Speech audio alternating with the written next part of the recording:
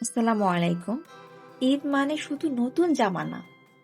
ঈদ মানে সেই মানুষগুলো যাদের কাছে গেলে মনটা হালকা হয়ে যায়। আজকে সেই মানুষগুলোর সাথেই ছিলাম। আজকের পুরো দিনটা তোমাদের দেখাবো। আর ভিডিওর শেষে একটা কথা বলবো, যেটা এই ঈদে আমি নতুন করে বুঝলাম। ঈদ মোবারক সবাইকে। আজকে সকালে উঠেই মনটা কেমন যেন অন্যরকম ছিল। ঈদের সকালে একটা আলাদা গন্ধ আছে না?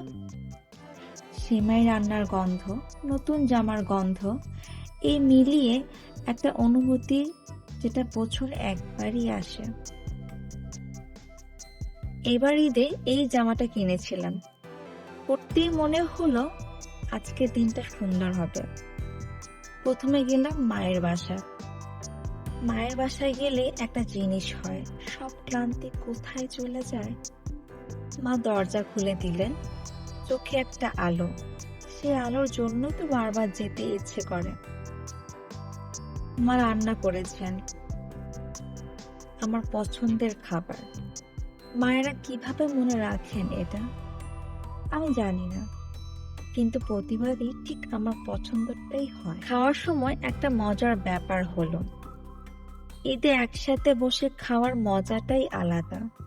এই মুহূর্তগুলো ক্যামেরায় ধরে রাখতে পারি, কিন্তু মনে যেভাবে থাকে সেটা ক্যামেরায় হয় না। মায়ের হাতের রান্না, এটার কোনো তুলনা নেই। এরপর গেলাম খালার বাসায়। খালার বাসায় গেলে আরেক রকম আনন্দ।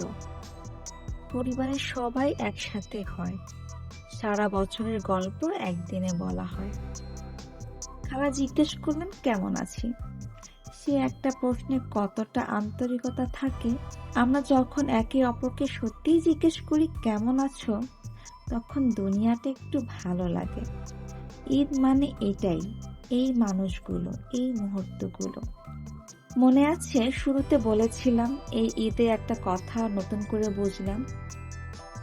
এই সেই কথাটা, ঈদ শুধু একদিনের না, ঈদ হলো সেই মানুষগুলোর কথা মনে করিয়ে দেওয়া, যাদের ছাড়া জীবনটা অনেক কম।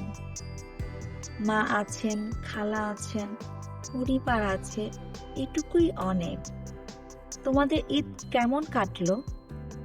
কার সাথে সবচেয়ে বেশি আনন্দ হলো?